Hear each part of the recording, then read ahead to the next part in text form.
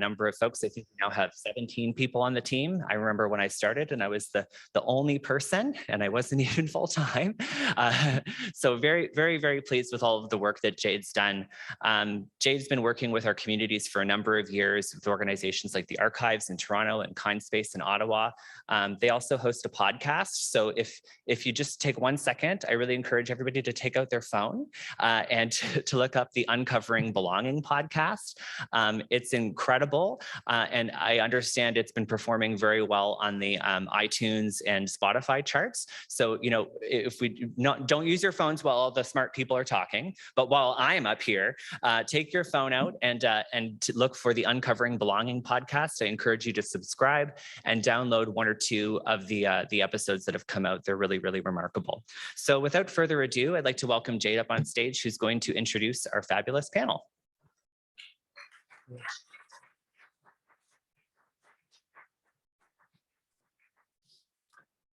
Hi, everybody. So just as a correction, I don't work tirelessly. I work very tired, just very stubbornly. But I'm very grateful to be here in Mi'kma'ki for the first time as an adult. This is my first time on this territory since I was about 11 or 12. My dad was born on this territory on what became military housing, but was originally Africville. And so I'm very interested in learning of this history, including my own, and unpacking some of that. And I you know, see many echoes between the continued issues for racism and the impacts of racism. Even when I went into the bathroom today here at the museum, there was a sign in the bathroom about how there was exclusions based on your ethnicity of what bathroom you could use.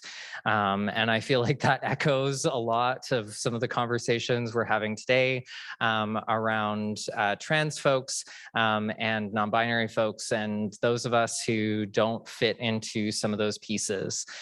Certainly as a white settler of Scottish, British, and culturally French-Canadian descent who lives in Takaranto, Treaty 13 territory, I do not experience some of the things that my trans colleagues of color experience and trans friends of color experience. But I still think there's echoes that bind us and join us in the same fight.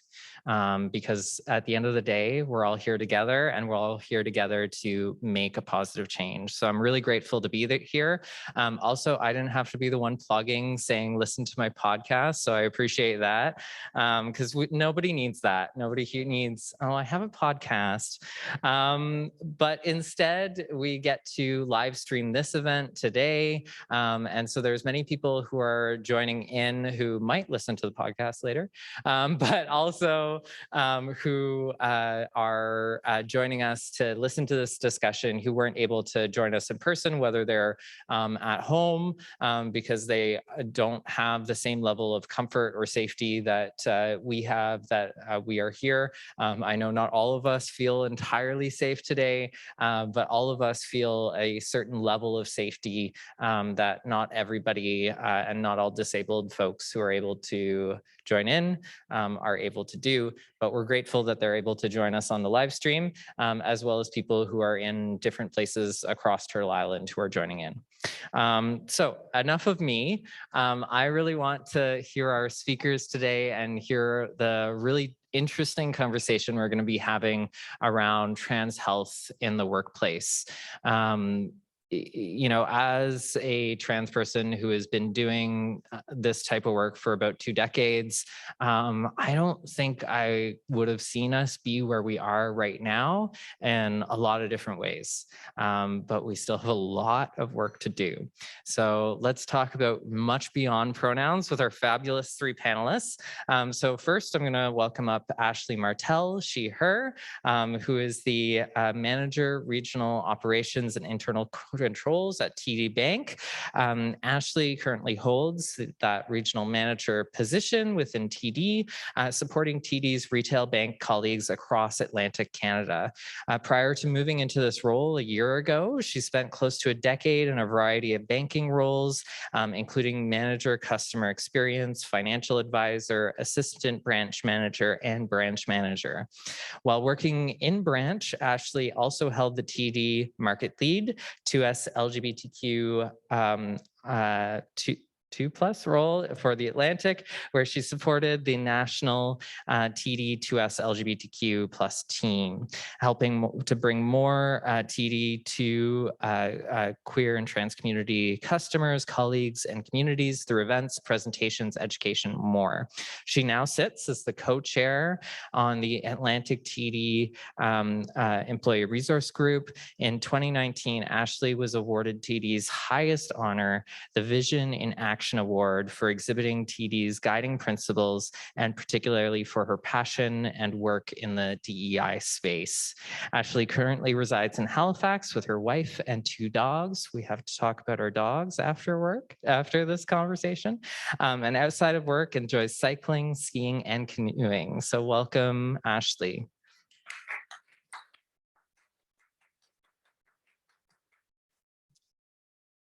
I would also like to welcome Leigh Hyde, who uses the pronouns they and them, who is the Educational Development Specialist at the Community-Based Research Center. Leigh is a queer, trans, non-binary of settler ancestry and lives with multiple chronic illnesses. They grew up on the south shore of Mi'kma'ki, where they currently live. They studied English and theater at Dalhousie University and worked as a theater and improvisation instructor before going back to Dalhousie to complete a Bachelor of Social Work. They have worked for several community-based organizations, including rural 2S LGBTQIA+ youth with the Nova Scotia Youth Project. For the last 4 years, they've been provincial coordinator with Sexual Health Nova Scotia, advocating for sexual, gender, and reproductive health services and education, and supporting a network of sexual health centers. They recently began a new role as the Education Development Specialist with the national nonprofit Community-Based Research Center, who does a lot of really amazing research if you haven't checked that out already, and are designing community programming and training for healthcare providers on health-based topics for 2S LGBTQIA+ folks. So welcome, Leigh.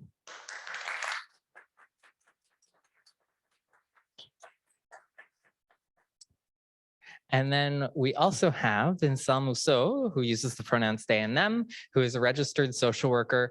How did 3 social workers wind up on this stage? Me and 2 others, but this is how it happens, who works at Lambda Health.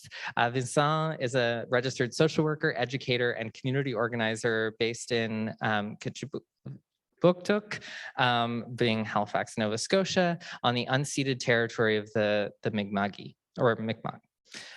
They also are a PhD student with the Faculty of Health at Dalhousie University, where their research focuses on how experiences at the intersection of anti-Black racism and homophobia can serve as a barrier to health and social services for Black, gay, bi, trans, and queer men, other men who have sex with men, and masculine of center non-binary people in Canada. So welcome, Vincent.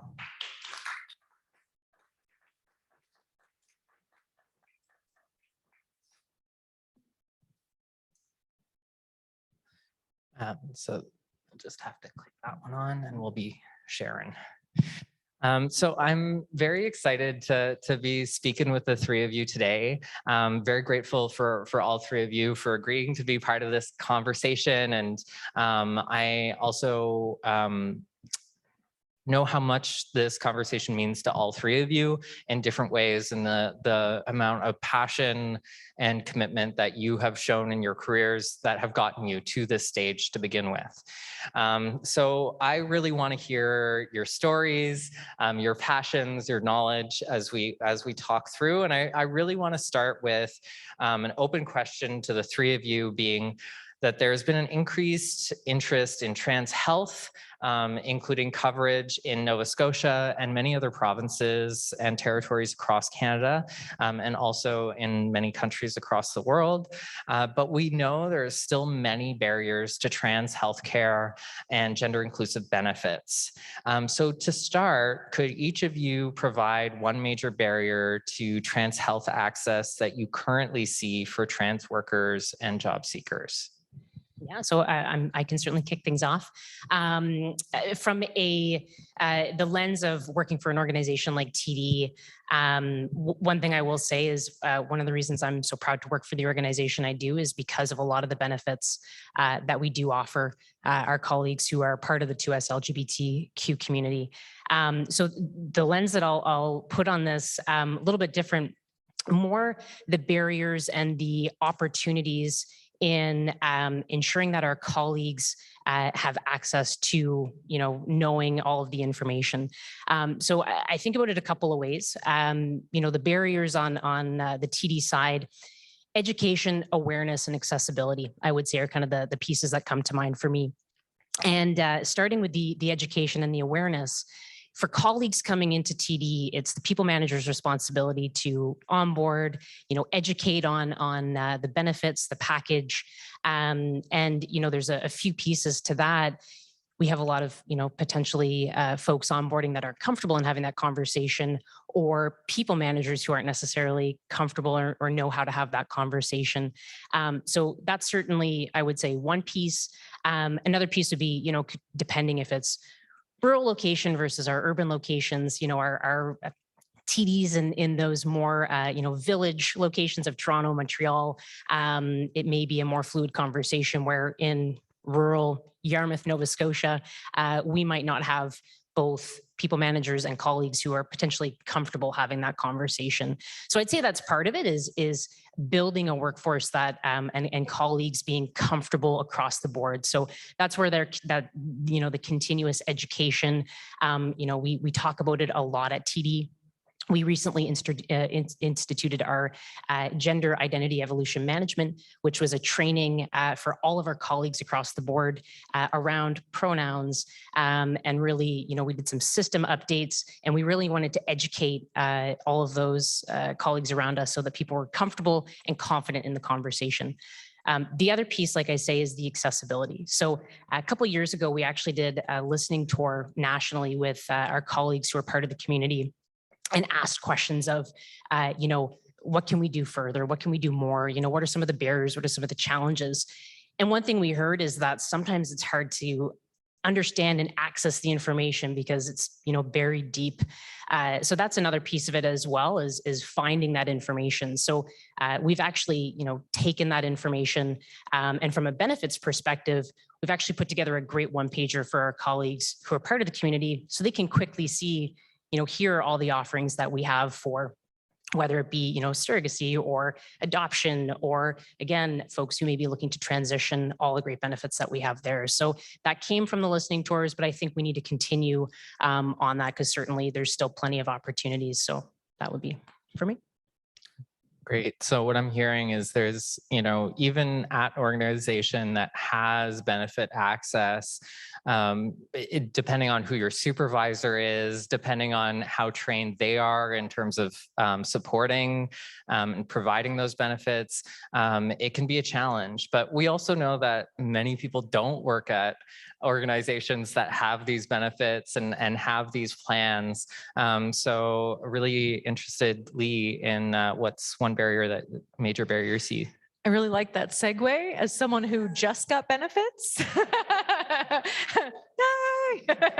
But yeah, I think, I'll probably speak from a few different perspectives or experiences here today because, I've just recently switched roles and was working with both Sexual Health Nova Scotia and the Youth Project for the last several years. So I think my answer here is kind of specific to Nova Scotia, but what I'm learning is that it's very similar in other parts of the country.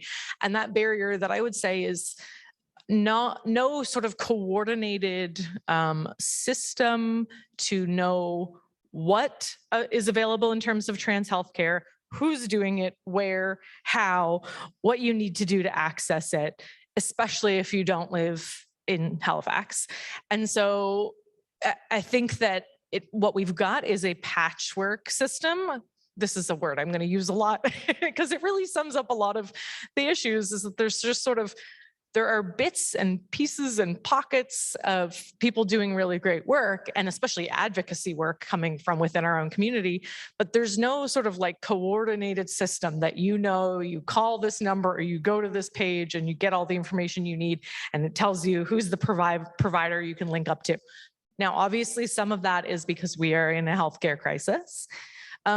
But within that, it seems like anytime these conversations come up around barriers, we sort of, not we, as much as the government says, like, well, healthcare crisis, or like, as everyone knows, we're struggling with, lack of staff or whatever, and just kind of leaves it there. And it's like, well, it's going to be a long time, if ever, that we're going to have a healthcare system that we feel is meeting the need. And so in the meantime, there are people having no idea how to access hormone therapy or surgery or any other pieces they may need, and meeting, dead ends and red tape and confusion at every turn, trying to figure out how to get what they need. And although that there are not great answers for those folks seeking those services, there are some answers. And it would be great if at least we had a system that people could tap into to figure out what exists, how to get it, who are the providers that are doing it, instead of coming up against sort of just like a mass confusion. So that's the first barrier that comes to mind. Certainly there are others, but. Yeah, so, if you're not an inclusive provider, you might not even know how to get your own benefits through the provincial system that are even provided to you, because you don't know where to go, who to talk to. So regardless of whether you have work support or not, you're still struggling to get that health access. Hi. First of all, I can tell that you have social work training because of the way you've been reframing and restructuring these. Is very wonderful. So yeah, one of the things that really comes to mind for me around this is like, yes, we can have the benefits. The benefits can be present. They can be great, right? But in a province, I mean, my partner was just telling me that we in Nova Scotia have the questionably laudable, privilege of having a wait list for a family doctor that is over 100,000 people long in a province that only has just over 1 million people. This is a failure, frankly, and I think we need to name that for what it is. And then what we need to recognize is that those barriers are disproportionately going to affect marginalized members of the community, exactly as Leigh was saying, right? And so when they mention like accessing a provider who is aware of these issues, that all of those issues are significantly compounded when we think about like Indigenous identities, racialized identities. We know that, I've been seeing Indigenous communities here in Mi'kmaq who've been doing fantastic work around like, I'm thinking notably of the work around the Millbrook Health Center and the amazing stuff that's coming out of communities really taking charge of this, but that taking charge is happening because our governments are failing, right? And this, I think, is the reminder that we need. And one of the points that you brought up around access, I think is really important. I think about moving here from Montreal. I think a lot about the what do you call them? The Pride Health and the Navigator system, which like. Great. Like, let me be real. Like, I have nothing but love for Pride Health. I have nothing but love for Gary and all the work that Gary has been doing, especially because their role is supposed to be more than one person and is not. However, the fact that we need a navigator for 2S LGBTQ plus folks just to figure out how to access services in our healthcare system is, again, a sign of failure, right? Like 2S LGBTQ plus folks should not have to jump through additional barriers in order to get basic healthcare. And I think this is what we're struggling with. And I think finally, as a mental health provider, this is one of the ones that's the most important to me. There's a website that the government puts out. It's like mental health, NS mental health or something like that, where you can go in and like search for a mental health care provider based on various identities. And if you click 2S LGBTQ+, it takes you to a page that has 0 results. first of all, there are results, there are resources, they exist, but also like what happens to the person who has no idea what's going on? What happens to that youth who's looking for support, who's looking to have their identity seen and validated, and who then finds out that like there are no resources available to me? Where did they go? And I think that that's the question for me that becomes a part of that. And so if you have the benefit package, cool, but if you can't find a provider who's willing to provide that service, then there's a real problem. And oftentimes family doctors are the first point of care, and we're really struggling with that here. Yeah, so that sounds like about 10% of the population is on this wait list, really trying to find some type of support, some type of care. And then even though there's providers like Lambda Health that are trying to create a space, that space is not really there for folks. And so, you know, I think of all, you were mentioning the youth, and I think of, you know, great organizations like the Youth Project, who's already been mentioned, but that has come out of community, right? And like, even as somebody myself who is from Ontario, where we have a lot more resources, I've lived consistently in the big cities. Even I've had some of those struggles in terms of access, but I still saw myself as having a place. So what is that experience for a youth who it feels like they don't even have a place in Nova Scotia? So Vincent, I actually want to continue talking to you for a minute. And so, you know, even if you've jumped through these hoops, you've found that there's a trans inclusive provider, but it is quote unquote trans inclusive. And we know that even those services, and, you know, even the queer created organizations, many of which, racism is also at play in these quote unquote trans inclusive organizations. So I was wondering, especially with some of the research that you do, if you could speak to some of those additional barriers that we see for racialized people within these quote unquote trans inclusive services. Absolutely. And so I maybe share one of my own experiences that I think is very interesting around this. Excuse my literal French because this happened in Montreal, but I'll translate. So I'm going to get an STI test. I'm waiting in the waiting room at a clinic that I actually ended up working at later on. Very funny. And I'm just waiting to get tested. And then I walk out and the person's like, Vincent Mousseau. And I get up and I like go in and the doctor says to me, oh, you're Vincent Mousseau. And I was like, yes. And he's like, oh, ben, t'as pas l'air d'un Vincent Mousseau. You don't look like a Vincent Mousseau. And I said, what does a Vincent Mousseau look like, right? Because the association that this person had of this like very like, my name sounds very like white Québécois, like that kind of moment. And when I got up, they were like, who are you? And I think that really speaks to this experience, right? And so this is like one of the main clinics where people are going to get STBBI testing in Montreal. And had I been a person who has not been working in HIV prevention for multiple years prior, and had I not known all of the resources that were available to me, like I maybe would not have gone to get tested again as a result of that experience. And so when we think about the like insidious ways that like racism can exist in these services, which to be clear is like a very queer-centered clinic. I say queer, I mean gay, capital LGGGGGGBT.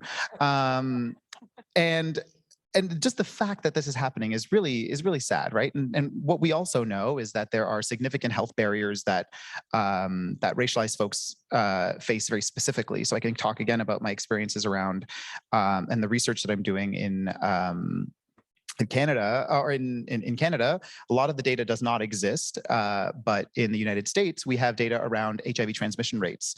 So we know, for example, in the United States that generally speaking, the trend, the like transmission of HIV is being reduced in MSM communities, men who have sex with men, generally across the board, except within one target community, which is Black communities. And so Black, gay, and bisexual men actually have a chance of, like, the likelihood of a Black, gay, or bisexual man contracting HIV in their lifetime in the United States in 2022 is 1 in 2.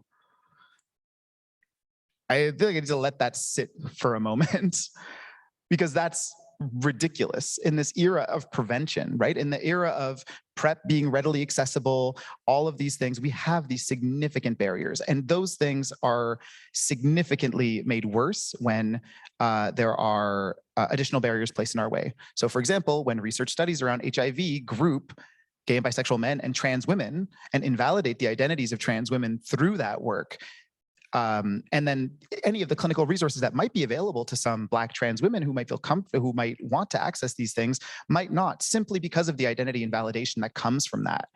And we know that rates are also higher among Black trans women. We can think about where services are located, right? The Halifax Sexual Health Clinic is doing, health center is doing some amazing work. Good luck getting there on transit, right?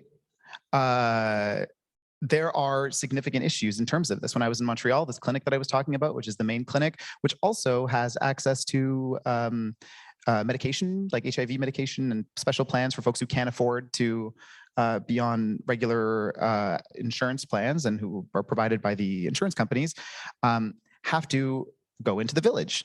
But if you live in Montreal North, about like a 1.5 hour transit ride to and from this clinic, what's the likelihood of you accessing treatment? And the further we get away from these concentric circles of resources as well, we know that like the level of competency on these issues also goes down, because folks don't think that queer and trans people live in rural environments, and we do.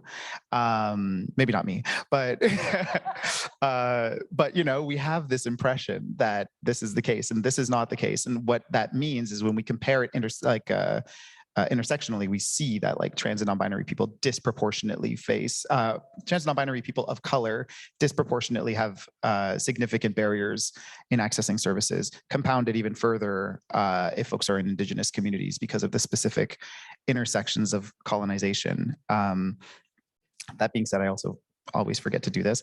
Thank you for your land acknowledgement earlier. I also think that as a social worker whose profession is actively complicit in the continuing violence and colonization of Indigenous communities, as well as the significant overrepresentation of Indigenous children within the child welfare system.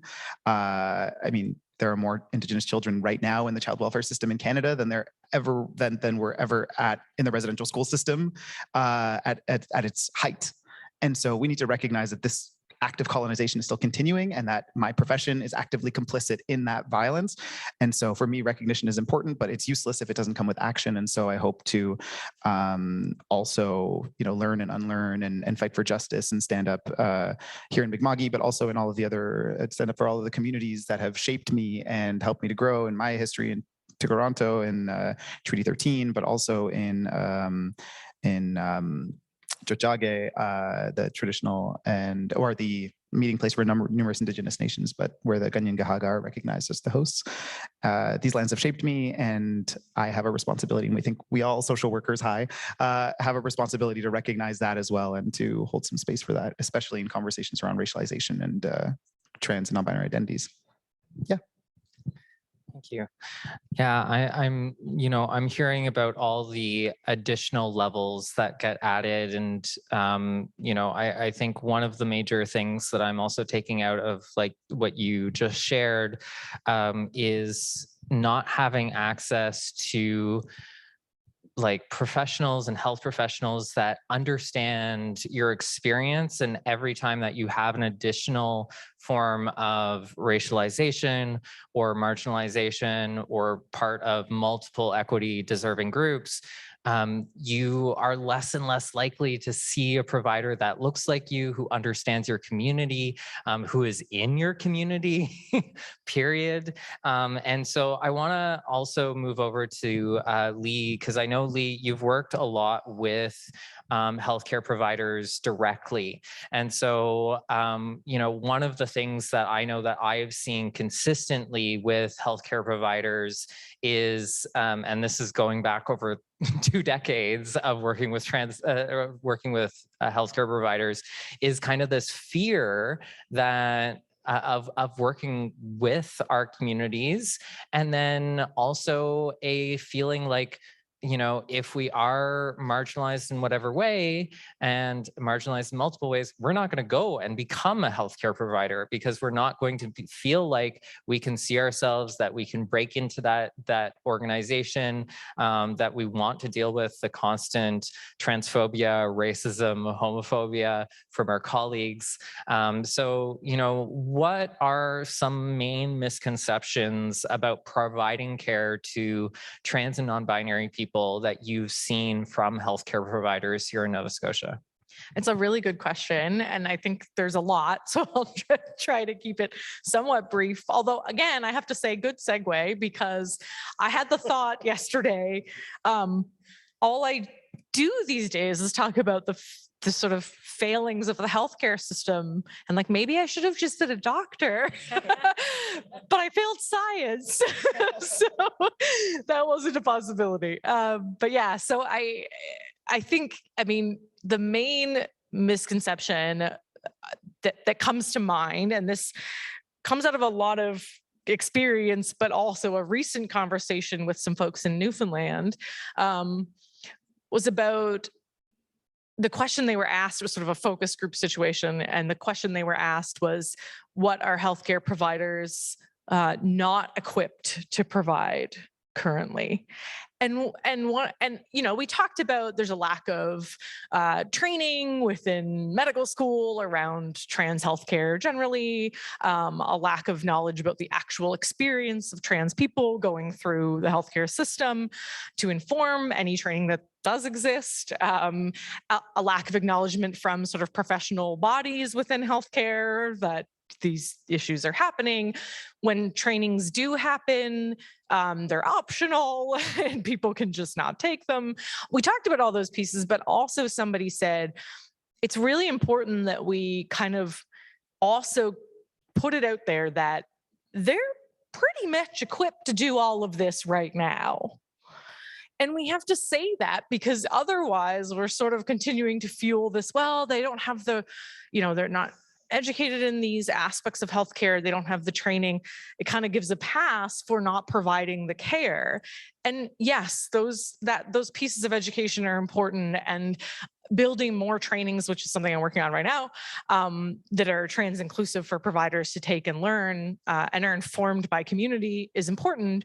But also when it comes to something like providing hormone therapy, they can do it right now. It's like pretty standard primary healthcare. We prescribe hormones all the time to all sorts of folks. And then all of a sudden, when it's a trans or non-binary person in front of a healthcare provider, it's like, whoa, this is a thing I wasn't trained for and I can't do. And you better go to Halifax Sexual Health Center because they're the only place in Nova Scotia that can do it.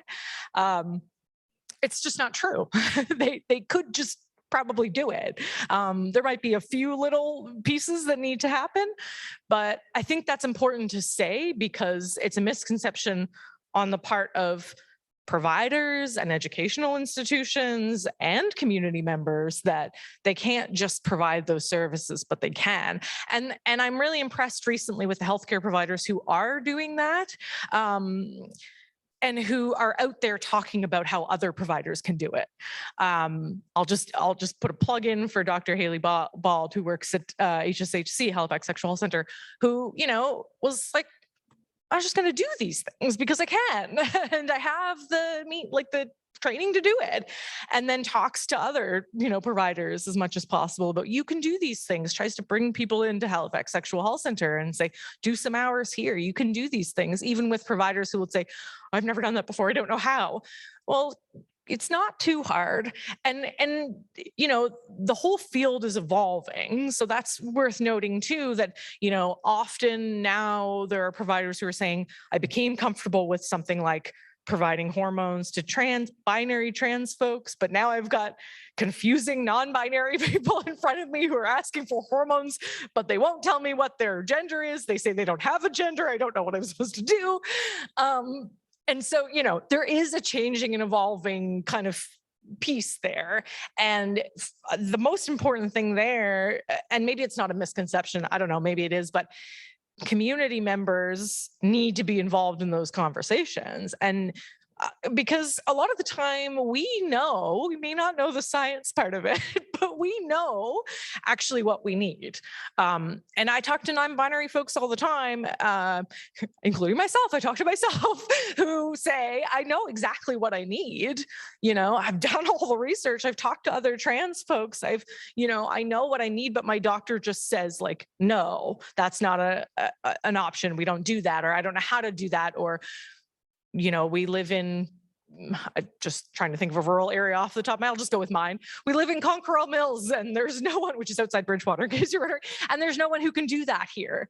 It just hits a wall when it doesn't need to. So yeah, I guess that's one main misconception. There are certainly others. I think, when we add in layers of identity, it also then further complicates that picture where healthcare providers might go, a non-binary disabled person who wants access to hormones. Oh, that's going to be even more impossible. It's not, but, it's that kind of fear. And we need to we need to work within that and say, actually, you're equipped, and here's maybe the few of the missing pieces that you need, but you can do this. We can do this together.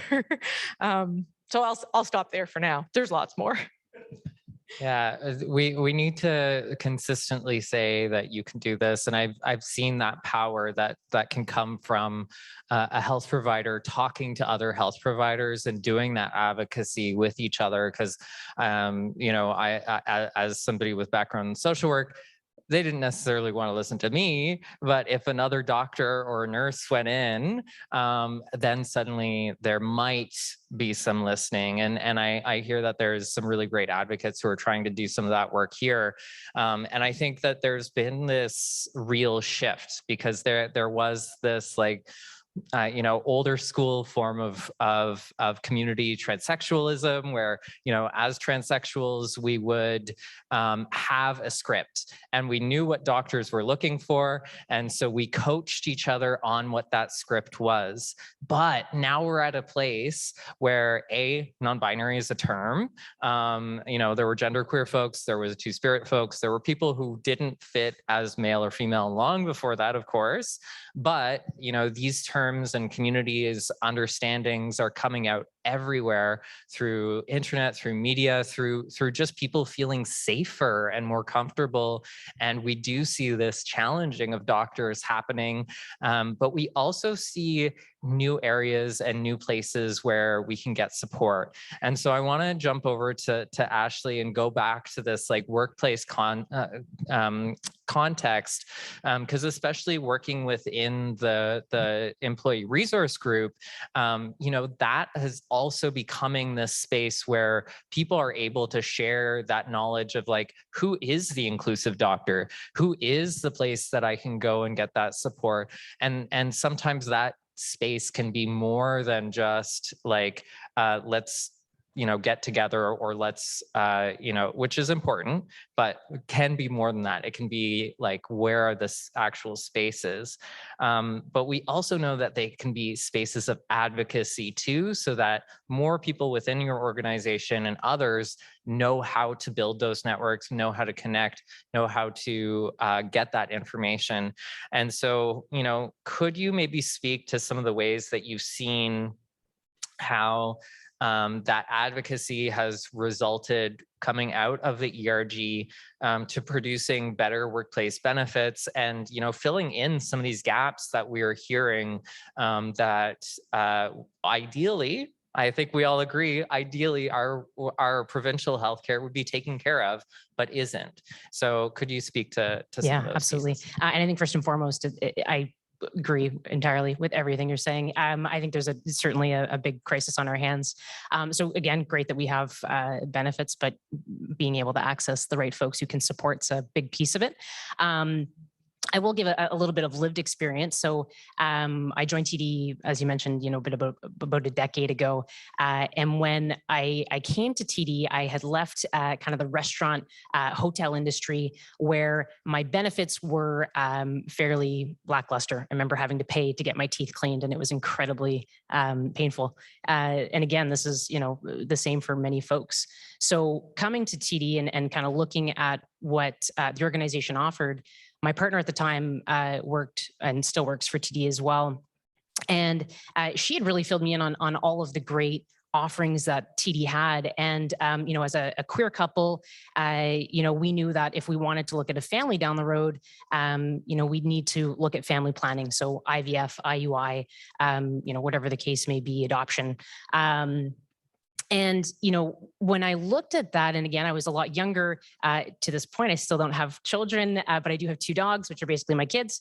But regardless, it was important for me to look at that and to look at the benefit offerings that we had. So that's part of the reason I came to TD. So I think sometimes organizations look at salary, and we put so much focus on salary, when really, a lot of folks out there, if you're having a really holistic benefits package, your salary, you might be able to knock that down if you're still offering really great benefits. So, that's something that was important for me. And again, I'm glad I joined TD and have access to a lot of this. And I feel very grateful that I do. However, when I think about it from a trans lens, 2008, TD was actually the first bank in Canada to offer gender affirmation surgery. And that came from conversation that we had with our colleagues about what they needed and what they were looking for. And fast forward, call it 15 years later here, almost 2019, we actually enhanced those benefits. So things that were previously considered cosmetic, which are critical things, call it different things like, breast augmentation, chest contouring, facial feminization, all of these types of things were now being included in our benefits package. And I love when we chatted the other day, Jade, and you had said, I have friends that came to TD because of these offerings. So I'd say it's incredibly important. And I would say for business owners, sometimes we need to look at, maybe take a look at that salary, and maybe it's something where we actually can make it work. But I think the other piece is understand your colleagues, understand what they're looking for. The other piece I'd say too is we talk so much about recruitment, but we also need to talk about retention. So if we're not consistently, offering, additional benefits and what our people are looking for, we're going to lose them as well. So I'd say, it's, but again, I'll come back to the fact that great to have all the benefits, but we still need to have the folks who are going to be able to support. So, yeah. Yeah, thank you for that. I think it's, so important that we showcase these models and the fact that employers can do it, right? If you're a large employer, you can find a way to do it. If you're a small employer, you can find a way to do it. Like at Pride at Work Canada, we've introduced trans inclusive benefits. When I started here, we didn't have them. We had a much smaller budget, and we've grown quite a bit, but it is about that retention piece, right? And I think, coming from a nonprofit career, often there's no talk about retention. I think, especially Leigh, as you were mentioning about getting benefits just recently, there's often not even a thought of that in certain industries, where, I think banking has had and finance have had some of those conversations. The legal profession has been having some of those conversations, but there's some professions where they haven't even been starting to have the conversation, let alone actually working with their benefits provider to make the change.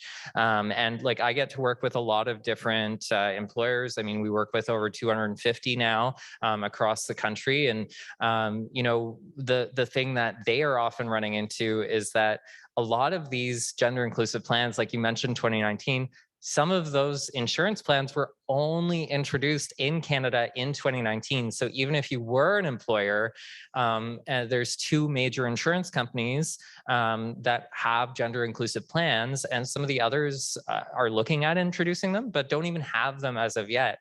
So it's these multiple levels that impact things. So I am conscious of time, but I do want to take 1 or 2 audience questions. Colin, do you mind being our Vanna White for a moment? So just as a note, we are inviting everybody onto the stage because of their professional experience. So no questions about personal lived experience are to be asked, just professional questions about the topic that we're discussing. So are there one or two questions from the audience we might want to answer? I mean, I have more questions if you don't. Okay, well, I'm going to ask another one. Yeah. So I was just mentioning that I have a really interesting reflection about the employee resource groups as a point of reflection. I've done some training work recently with some organizations who approached me and were like, hi, like we're a whole bunch of organizations, like larger banks, credit unions, groups, and larger employers saying like, hi, we have these employee resource groups. And everyone in our, like most of the people in our employee resource groups are like gay, white men. And they're like, why is it that other people aren't showing up, right? We talked about barriers, and I'm sure that you've experienced this in your own work, and thinking about how we show up to these places, and you're like, oh well, I'm the only woman in this place. What does this mean, right? And we know the way that misogyny impacts women in the workplace, and how that's going to necessarily have those effects. I also think about what it means to be a racialized person in that space. It reminds me a lot of my own research and people talking about their own experiences. And one of the things that's come up in my work is folks have said that they basically, and I'm like paraphrasing here, but the idea is like too queer to be black, too black to be queer. I don't feel like I belong in any of these spaces, right? And so this place is like, I don't feel as though, I can go to my employee resource group and talk to people about my lived experiences as a black queer person, because I know, or like as a black trans person, because I know that like the perspectives are not going to include that, right? And so I think like we can think about that work as well. And I'm also encouraging folks to think about like, what is the composition of this group? I know your question had a lot of the impacts of like, how do these groups help people come into contact with resources and things like that? And it's like, cool, but if you don't feel comfortable even going to the group in the first place, what's going to happen, right? And so we need to think about we have a tendency to silo. We have like racialized support groups. We have, 2S LGBTQ plus support groups. We have Indigenous groups to ensure that like we're being culturally competent as well, and in terms of that. But people exist at all of these intersections, right? The thing that came out of my research is that racialization is transverse. And so it impacts every other area of your life in a way that other elements might not, because they're not immutable characteristics, right? Things around like body type, things around I don't know, even gender, right? Like gender is fluid and can continue to change over space, but racialization is like visible and it's imposed onto you, right? And so as people begin to engage in these spaces, they feel really, there's a lack of control, right? Of the way that you're going to be perceived. And I think a lot about that. And I'm wondering how maybe if that speaks to some of your own experiences in starting this, and do you have any like reflections on how that's been? Yeah, totally. I think your point about people being comfortable to even join ERGs really resonated, and we see that a lot, where particularly, and Leigh, I know you mentioned it, or I might have even been Vincent around. We have lots of trans colleagues in rural communities, but are they comfortable bringing their full selves to work? So I would say with TD, we have a lot of dialogue. We have lots of conversation. There's still a lot of work to be done. I am not confident that every people manager out there is going to have very confident conversations around some of this, but I'd say that's where that consistent education really comes in. And I think for us, a big part of it too is the awareness of that you can be a part of a group like this. Because I know that's been another piece that's come up, is that folks don't even know that we have these ERGs available for them, or for our Black colleagues, that we've got the Black Experience team that they can certainly come on in and partake in, and again help educate our colleagues, and again Indigenous, whatever the case may be. We are really trying to really within the organization, have more conversations, have more of those tough conversations that people might not necessarily be super comfortable having, and in hopes that we're going to bring more people out, get more people involved. Again, I think it really is just one of these things that we just need to continue having the conversation and continue showing up. And yeah, that's very, very valid points. Yeah, and ones that I hear quite often. So we have a employee resource group leadership program called Flourish that happens every fall, and it's virtual.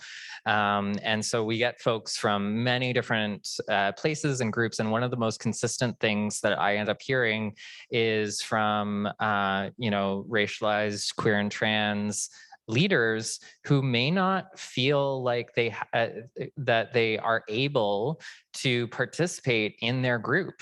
And they say, well, I have to pick, am I in the Asian ERG or am I in the Pride ERG?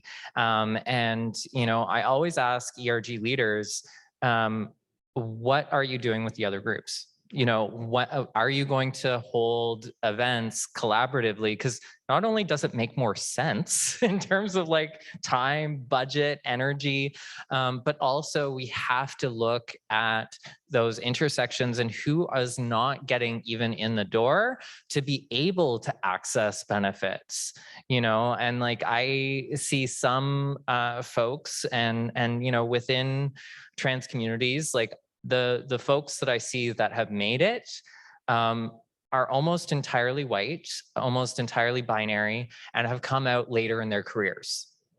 And so those are the major factors. And so they have gotten access to these health benefits, which I think is so important and so needed, but who else is getting left behind? And I think we have a lot of work to do.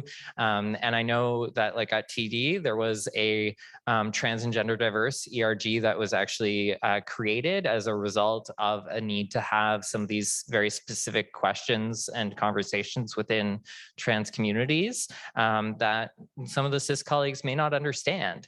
We often need our cis colleagues. We often need folks who have a privilege that we don't have to be there as our co-conspirators, as our accomplices, as our supports. But we also need spaces for ourselves to speak to people that we resonate with on a deep level. Like I know when I'm in a group of other like neurodiverse, disabled trans femmes, there is a conversation that happens that doesn't come out here, and I'm sure that's something that many of us can relate to. So I know we have one question from the audience that we're gonna answer.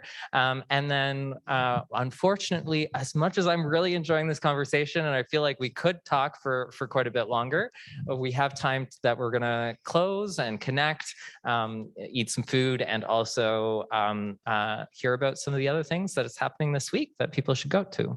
So this is question/comment. One of the big things that's been prevalent over the last 2 years is the importance of the frontline workers. And I come from the transit industry and have been worked through COVID in the transit agency. I was part of our Pride ERG there. One of the biggest barriers that we came into engage was being able to engage with those frontline workers, being able to get them out to the ERG, being able to get them included in the ERG. They don't know about it. Their supervisors aren't necessarily supportive to help us get them out there. And other than footwork on my part, I found that it was really difficult. They were there, but they didn't know about us or how to get to us. And I hear this from a corporate lens and I'm like, oh yeah, that's great. What about those frontline tellers? Yeah, I think that's a great question. So for anybody who didn't hear that virtually or in person, what about the frontline folks that really have,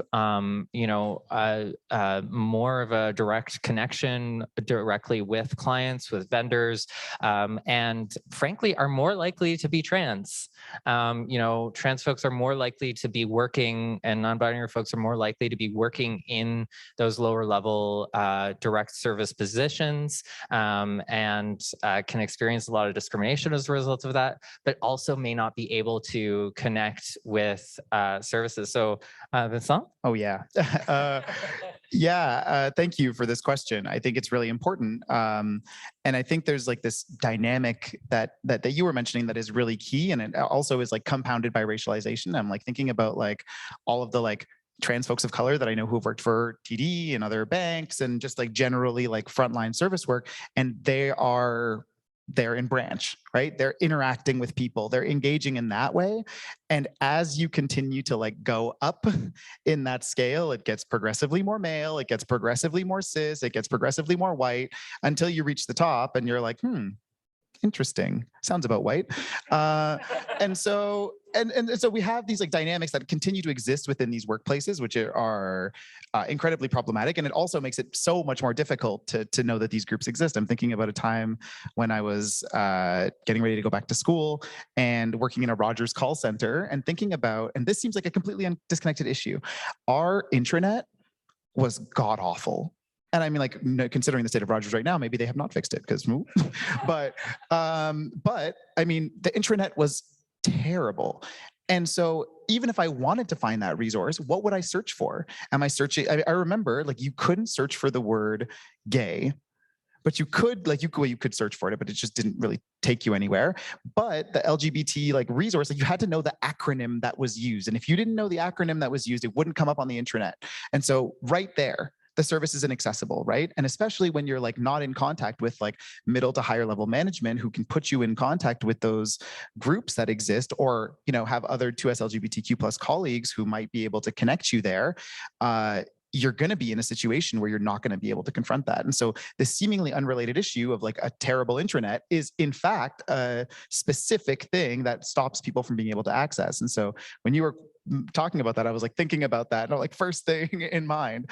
And so we got to think about like, yes, the resource exists, but how accessible is it? And there's so many questions around accessibility that need to be taken into account, especially around the like type of work that's being done. You know, at Rogers, again, more of the racialized folks were working in the storefronts, right? And so when you're on the in the storefront and consistently dealing with clients, do you have time to be surfing the intranet to wonder about whether this group exists? Like I did when I was sitting in a call center waiting for the calls to come in at 3 a.m.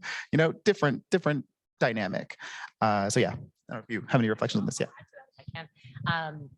Love it. Love it. I would say this is a conversation we have quite regularly. Again, lived experience for me when I moved back to Halifax. So I lived in Vancouver when I joined TD. I moved out east, call it 6 years ago. And I moved, and when I did, I took a demotion in my role. So I moved to a lower level role. It was in an advisor capacity in the branch. And at the time, I had asked my district vice president, you know, I want to be a part of this ERG. I want to be a part of the 2S LGBTQ. How can I get involved? And she said to me, because of your job level, no. Because of my job level. I'm a queer colleague. We've got many cis white males that are on this, straight, that are on this committee, and yet I'm not allowed because I'm a certain job level. So that's where it comes to that leadership piece. And as I talked about earlier, the education, the awareness, having people leaders that talk the talk as well. So, and I would say, even kind of thinking about this further, TD has a great program that we do every year called Proud to Lead. And we take a number of 2S LGBTQ colleagues from across the bank who are nominated by their people managers, bring them together, pose a question to them, and then let them think the question through, put together a presentation that they then present to our executive steering committee for 2S LGBTQ. They actually, so the steering committee then takes a lot of that and rolls it out kind of, you know, in terms of the ideas and concepts that they come up with. So what I was happy to see this year is this was actually the conversation. It was, how do we get folks more involved who are on the front lines, who are entry-level roles that want to get engaged? So, you know, the big piece of it really came down to, we've got to get our people managers on side with this. And it's not just 2S LGBTQ. It's, you know, from the intersectionality perspective, it's across the board from a DE&I lens. So, you know, again, TD does a great job in this space, but we have a lot of work to do. And there's a lot that we need to do a better job of. Yeah. I don't have anything on that question. I can't pretend I do. Like I said, just got benefits now. I just want to say though, so in the role I just came out of, I was only staff. And I was representing or coordinating 6 sexual health centers across the province. all of whom, except for one, Halifax, also have only one staff. And are autonomous organizations, meaning they each have their own board as well. So they're not employed. We're not all employees of the same place. We're actually employees of these separate organizations. And it was such like a microcosm of the experience of working in nonprofits on like a bigger scale, where somebody asked a question about benefits and everyone's like, what's that? Like when you're used to working on nonprofits, it's just like, oh, we don't do that here. And when you're in a nonprofit as one staff member, I mean, we couldn't even find any benefit plans that would work for one staff member. They all just looked at us and laughed because they were like, no, you can't do it with one staff member. And there was no way to put us all together as if we were one group, because we were all of autonomous organizations. And so each of these boards is now in the position of trying to figure out, is there any way we can get benefits for our one staff person? But these are boards with constant change. The members change constantly. They're in and out. They're volunteers, many of whom they're not really sure all of what the expectations are for them. So just for context, in the nonprofit community-based side, it's honestly a lot of people kind of looking at each other and saying, we really want to provide that for our employee or employees, but none of us know how or where to start. And we're all volunteers, and a staff member on their part-time hours is going to try to figure out how to get themselves benefits. So I just wanted to, I'm sure a lot of you know that. I just wanted to kind of make a point of the nonprofit side of things. And I'm sure you would have some things to say, having started Lambda Health, that trying to figure this out for you folks would be complicated, but I know we're probably at a time. So yeah. And one, on that note, though, one thing I do want to add is that, although at Pride at Work Canada, we work with large employers, I think the smallest employer we work with is about 400 people, which now at 16, 17 staff. This is the largest organization that I have consistently worked for, because I've worked in a lot of small nonprofits and worked for myself. And it's most trans people in Canada are working at small and medium-sized employers. And so, it is really important that we work with large employers. It's important to me, certainly. But we also need to be thinking about these other situations and how can we support small and medium-sized employers? Does that mean we, as a large employer, we provide a plan that has access to bringing somebody else in? Because sometimes that is an option with certain insurance providers, is essentially supporting bringing in another organization. Does it mean finding ways that we can work around the insurance system and find other ways of supporting each other? But I do know where we are at with time. My panels always run long. I'm aware of this. Blame the ADHD. But I'd like to kind of finalize with one point each. Maybe we can start at the end with you, Ashley, about, what is one call to action that you would like, if people can take one thing away from what you've said today, what would that be? And as somebody who's new to Halifax and Halifax Pride, this is a personal piece of what's one event that we should get to over Pride Week that's coming up. Great questions. So I would say my one takeaway or piece I'd call out is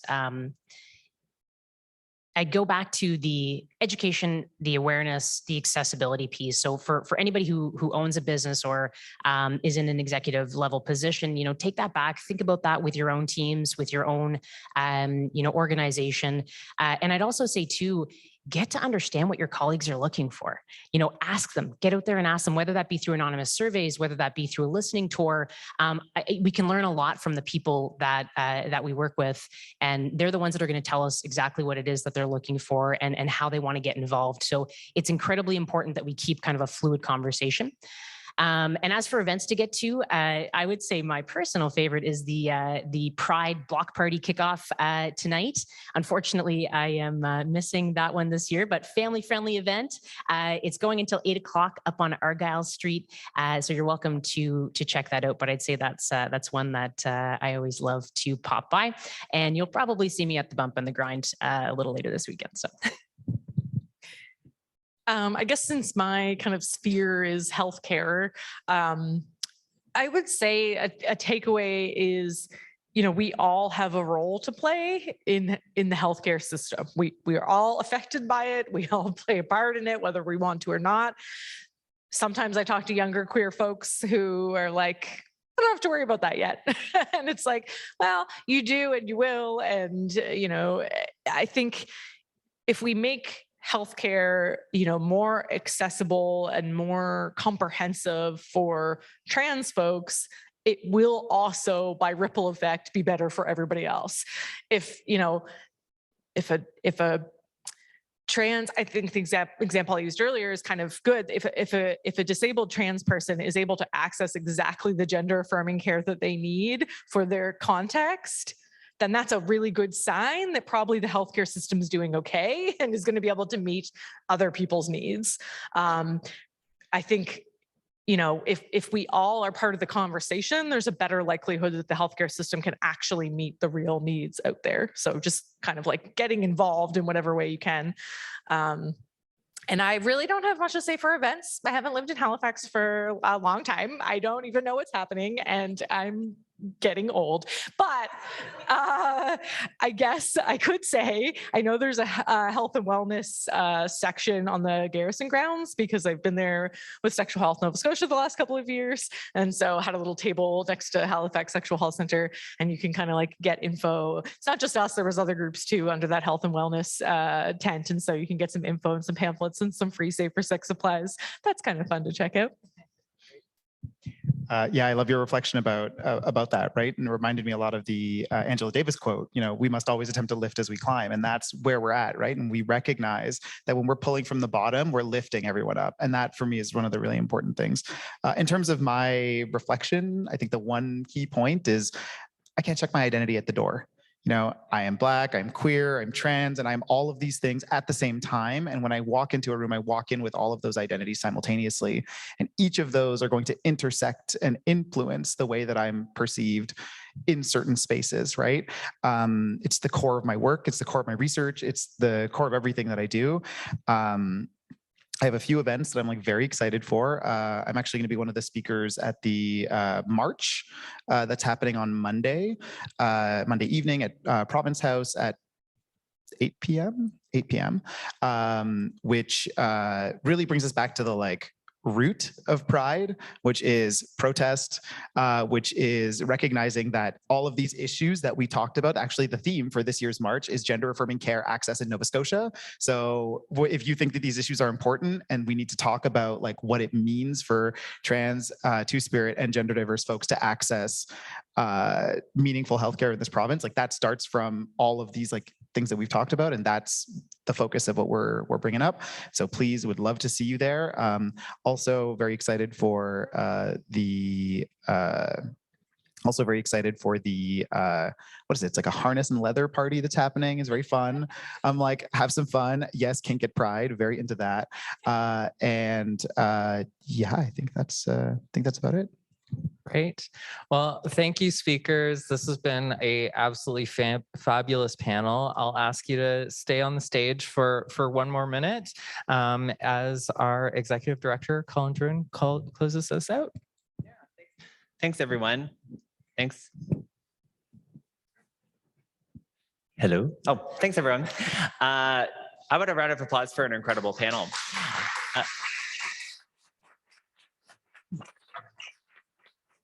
I've engineered quite the little life for myself where, my partner's queer, all the people I work with are queer. the person who does my hair is queer, my therapist is queer. So I live in a nice little bubble, but I'm still always almost overwhelmed when I hear a really great conversation that's just people from within our communities, from queer and trans communities. So, my reflection, I think, on the conversation is that that's kind of counter to the instincts of a lot of employers that I work with. The instinct is usually to start with training for the cis straight people in the workforce. And, I love cis straight people. I think we have a few here. My parents are here. I love them.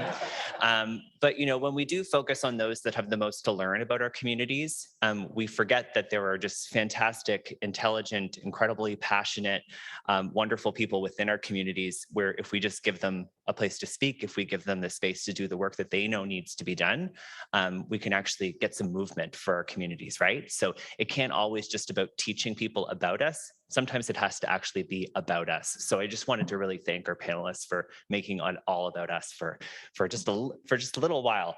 But thanks everybody for coming. Thanks so much to the museum for hosting us, and thanks Jade for so ably guiding the conversation. A big round of applause for Jade. And there are a number of people who are working behind the scenes for our live stream and, who worked really hard to make today happen. Luis, who does our communications, Celine, who works with Jade, the rest of our team, all of those folks, they work really, really hard. And we have volunteers and staff all across Canada helping us to make our Pride season great this year. And I just wanted to thank finally all of you for coming. We really appreciate you taking the time to be with us this evening. I hope that the conversation spurred some ideas and sparked some dialogue in your workplaces. If you ever need anything, Jade's cards are at the table on the way out, so grab them and bother them, not me. I'm of course kidding. My email address is available on the website as well. So thank you very much for coming and have a happy Pride.